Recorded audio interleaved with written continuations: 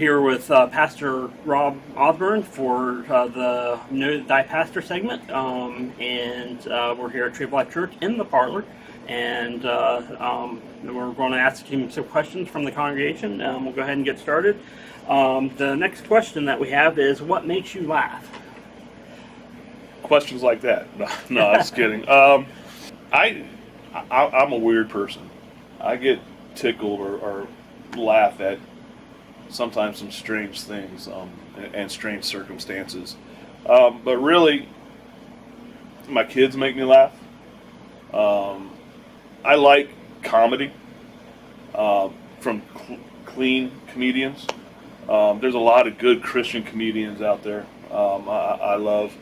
I like pulling practical jokes on people. I'm a jokester.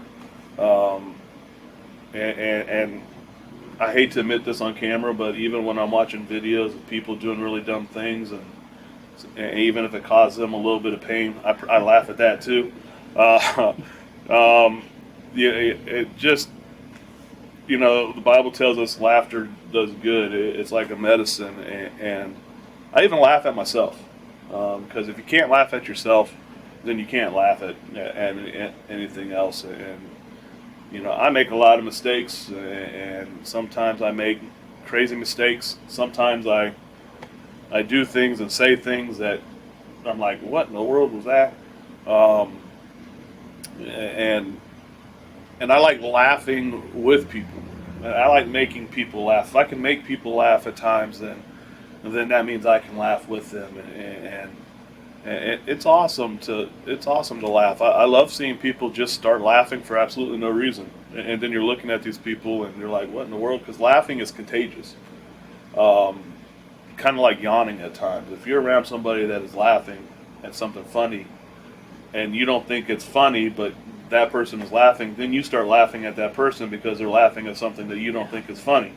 So I get tickled in many different ways. I even laugh at videos of little babies learning how to walk, because as a dad, I went through that, and that baby's going to fall, but you also like looking at the expressions of the baby, and also the parents if it's a first time thing. So there's a lot that really just kind of makes me laugh. I tell the congregation at times that I have a habit of watching the History Channel, and they got that dumb show Ancient Aliens, and I laugh at them trying to come up and explain things that they try to explain that all the aliens did it and stuff, and you see that dude with the crazy hair and stuff like that, and it's just like I laugh as I turn it off, because I've had enough. I got my laugh on that. There's just certain things that it's really hard to explain at times why I laugh, but laughing is good. Sometimes I get tickled and want to laugh, and it might not be appropriate to laugh in that situation, because I deal with certain things differently. So sometimes I got to fight off the laughter. Sometimes something will just catch my eye. And this is really, I have a lot of pastor friends that will say this too. Sometimes when you're preaching and you just look at something and you catch somebody doing something that, normally you wouldn't see them doing, and you're in the middle of your sermon and you're wanting to really laugh, and you kind of have to look down and make sure that you clear your mind real quick, because, especially when you're preaching on something serious. It always happens when you're preaching on something serious. But then I get to go home and remember that and laugh like that too. So I love to laugh. I love hearing other people laugh, and usually when I hear other people laugh, it makes me laugh. So that's really, and kids' laughter again, man. Kids' laughter is an awesome sound, but it's also something that's very contagious, because if a kid's laughing, that kid's happy, and it takes you back to when you were a kid. And if you can't laugh with a kid, it's just like if you can't cry with a kid. But if you can't laugh with a kid, then we'll have a prayer service after this. We'll make sure that that's fixed. So, do you watch TV? Yes. And what's your favorite TV shows or movies? Well, movies, this is not going to sound pastoral. See, I should say like some big Christian, which I'm really excited to see stuff like God's Not Dead come out. Yeah. And some really good Christian movies, because back in the day the Christian movies, you just watch some of them and you're like, oh my goodness. But I'm glad to see that people are really putting in the budget and bringing great Christian movies out. I'm a big God's Not Dead fan. I love that series. I love some of the stuff that the brothers are coming out with. The one with Facing the Giants and stuff like that. But I am a Fast and Furious fan. I am. I've watched it. I have every single one of them on DVD. I don't know what it is because I'm not mechanically inclined. I like to drive fast, so maybe that's what it is. But I'm a big Fast and Furious fan. TV shows, there's several. I used to be a big NCIS fan when it was on. I was a huge NCIS fan. I was mad when they took it off. I was. Recently, my wife and I was watching the show Code Black, which is about a hospital. And they just took that off, so I'm mad about that. So now I got to find something else. I watch a lot of sports. I watch ESPN a lot, even when I get mad at them for some of the stances that they've taken. I'm a huge baseball fan. I'm a huge Cleveland Indians fan. I try to watch all their games as much as possible. I just watch TV. My kids watch TV. I look at some of these shows that are supposed to be for teenagers and young people, and I'm like, good night, Irene. And I turn them off real quick. I usually turn it to ESPN just to make my kids mad, especially Ava. But I do watch TV. I do watch movies. I like action. I'm a typical guy. Blow them up fast. You don't even have to talk. Explosions and fast cars, and most guys are happy. A lot of people ask me if I'm a Marvels or DC guy with that, superhero movies. Right now, I'm still leaning more towards Marvel. It seems like they're doing a better job than the DC movies right now. But I'm sure DC is gonna catch up. Anything that can catch my imagination, really, because I have one of those imaginations. I said from the pulpit that when I read the Bible, it comes alive in my brain like it's a movie or a TV show. That's how I see it when I read it. So yeah, I'm from the TV movie generation, and I do watch TV and I do watch movies. So okay. Next question is, describe your sense of humor. Like I said, I'm a practical jokester. I said that on I believe the last. I probably said it on here. I'll say it this way: when my wife and I were dating, she could look at me and realize that I was in a goofy mood. I have a goofy sense of humor. I like pulling practical jokes. I like trying to make things funny. I like trying to find funny things in things that aren't funny, which is weird. I know, but I always try to find the funny in something. I try to add a little bit of humor in my messages, including the ones that are a little bit more tough, because I believe that you should break things up.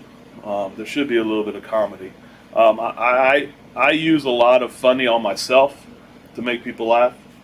I pick on myself a lot, especially in public, even when I'm preaching.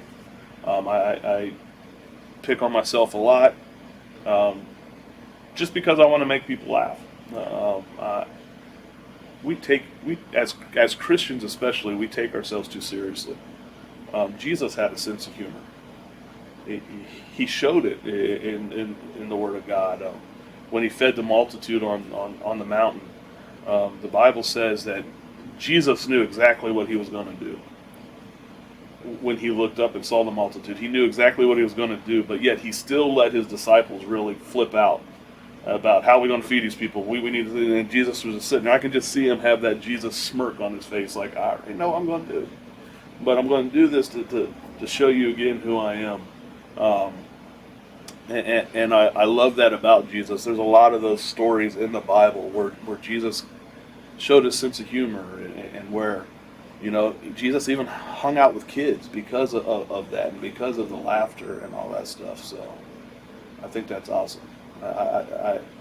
I love having a sense of humor. I don't know if you can really pinpoint how my sense of humor is. Some people don't know how to take my sense of humor. And there's even family members that have known me that don't know how to take my sense of humor. But it's there. I enjoy making people laugh, and it's just part of who I am. And I love picking on people. I love picking on people. And I love it when people pick back. It's just fun. It makes life more entertaining. So, what does your ideal date night look like? now, Yeah. man, I like spoiling my wife. So I like taking her favorite restaurant is the Olive Garden. But I like taking her when it's just her and I like taking her to a nice restaurant to dinner, and then we'll probably end up going either to a movie, or I'll let her go shopping, which I hate. I hate shopping. But really my ideal date night is just being able to spend time with my wife, no matter where it is. We don't have that many date nights.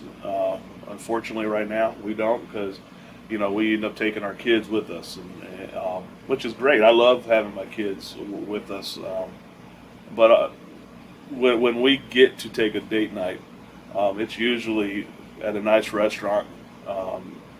It'd probably end up at a movie that most likely she wants to see. She has given in on a couple movies and taken me to, we can go see what you want to see.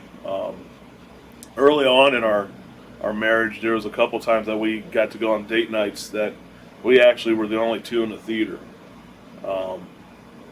Which, if you've never been the only one in the theater to see a movie, it's awesome.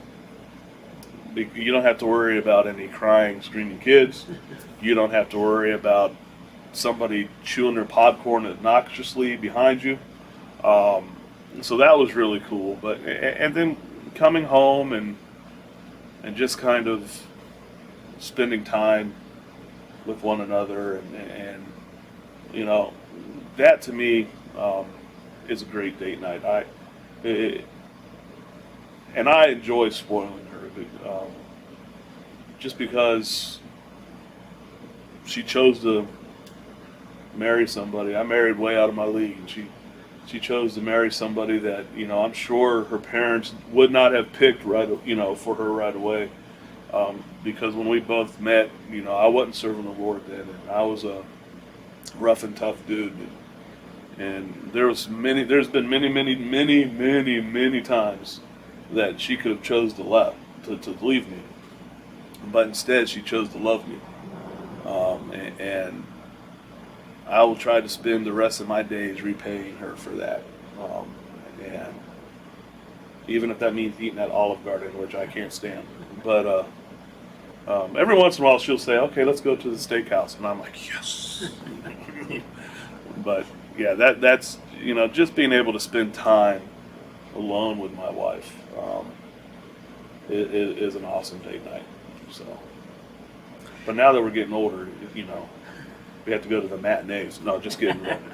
What sports do you like, and what teams do you root for, and what athletes do you like to watch? I'm a huge baseball fan. I am a Cleveland anything fan.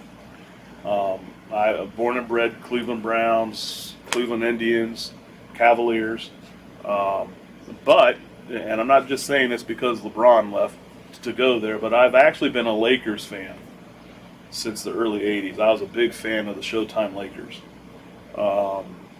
So I'm kind of interested in seeing what LeBron's going to do for the Lakers. I'm interested in seeing what's going to happen with the Cavaliers, of course. And being a diehard Browns fan, I'm hoping for at least 6 wins this year. We'll see if it happens or not. I do like the way that they somewhat drafted this year. There was I I don't know if I'd have drafted the quarterback first, but hey, they get paid the big bucks. Let's see what's going to happen. Athlete-wise, I was a huge, just about anybody my age. I was a huge Michael Jordan fan, of course. I really like watching people like Mike Trout play baseball because I believe he's a throwback. I was a huge King Griffey Jr. fan. I actually met him when he was a lot younger. He played minor league baseball in the town that I lived in Southern California, just for a little bit. He wasn't there long. So I was a huge King Griffey Jr. fan. I believe he played baseball the right way. I enjoy watching, especially this Cleveland Indians team, because they got a lot of young guys that just play baseball right. And I really love the guy Ramirez who plays third base for the Indians. I call him Mr. Swag because he always looks like he's strutting when he comes up to the plate and stuff like that. My son's a big Francisco Lindor fan, the shortstop for the Indians. So there's a lot that I really like watching. There's a lot that I don't like watching. I do know that there are Christians that or athletes that profess to be Christians. Some of them actually represent well. Some of them, it's between them and God, of course. So I just enjoy sports. I even watch the World Cup. I'll even watch tennis if some of the well-knowns are doing well. I'll watch golf. In spurts, I'll watch golf. If people like Tiger and Phil and all that are doing good, I'll watch just to see how well they're shooting and stuff like that. But I also like watching and seeing people that you've never heard of do something really good as well. That excites me as well. And being a former athlete, I know I don't look like one now, but being a former athlete, I love sports, and I love watching the Olympics. I'm a huge swimming fan because I used to be a swimmer. I like watching. It's funny to watch Olympics with my wife now because she'll start yelling at people in sports that neither one of us had ever played before, and it's just funny to watch. It's like I created a monster when it comes to that. Curling, those people are my heroes now because those people don't have to be in shape. They're just throwing a stone down the ice. Those guys are pretty cool, and no pun intended because they're doing it on ice. But I just love watching sports, and a lot of them are like I've never been to a hockey game live. I'd love to go to a hockey game live because I heard it's just awesome live. I wouldn't mind. I'm not a huge soccer fan. I don't want anybody to be mad at me about that. A lot of my family actually plays soccer. I just was never a huge soccer fan, but I wouldn't mind going and watching a professional, not hockey, but a professional soccer match live. That would be kind of cool. I don't know if I could handle watching tennis live. I just don't know if I could do this without getting dizzy all the time. There's a lot that I haven't got to see live that I would love to see live. I'm a big college sports fan as well. And I'm a kid sports fan. I will watch the Little League World Series until the final pitch, just because that's sports to me. Watching kids thrive and do things it is awesome to me as well. So, okay. When did you receive your call to preach? Originally, I knew that I was called to do some kind of pastoral ministry when I was about 7 or 8 years old. It kind of frightened me because being a grandson and a son of men that were in the ministry, I got to see a lot of the behind the scenes stuff, a lot of the negative as well as the positive, but a lot of the negative. And it kind of scared me. I wanted to be an actor or a professional athlete. Those are my two ultimate goals. That's what I wanted to be. But I knew at 8 that I was called to do some kind of pulpit ministry. There's pictures of me even younger, actually standing behind a pulpit mimicking my dad's movements and other pastors' movements. So my dad will tell you he probably knew even way before I knew but then after I think I said in one of the other segments that I really consider myself like the prodigal son. After I had moved away from God, I had always known that I was supposed to be in the ministry and do things in the ministry and preach. But it really hit my wife and I really hard that we were supposed to do it as a couple. When we really were going to a church in Mansfield, Ohio, which is now called Journey Life Center, and we were asked to join a youth ministry team, and we said yes without even really thinking about it. And then I felt in my spirit God saying, I got you. You're about to answer. And that's where we really started understanding what we were called to do. We didn't know how to get into it at the time. We didn't know what to do. We knew that we were supposed to be youth pastors then. And it took us a few years after that to actually really become youth pastors. And then I really felt the calling from youth pastor to lead or senior pastor calling about halfway through our MIP in Florida. And I realized then that God was changing things up and calling us to be senior pastors again, which is the same calling that I had at 8. But, God always has timings, and He allows you to do things, and He only allows you to go so far. I just kind of preached on that this past Sunday. And it took it took life experience to swing us back to where God wanted us. But I knew at an early age that I was going to be a pastor. I enjoyed watching my grandfather preach. I enjoyed watching my dad preach. I enjoyed when we would go to camp meeting and see all the other old school Pentecostal preachers preaching. And I call them the white hanky days, where all the old school preachers would be waving their white hankies. And that excited me. And that's how I knew. I knew then. But God brought me back to it. And it's what I've been focused on ever since. So. Okay. I think that's the end of this segment, and we should have future segments to come, so stay tuned.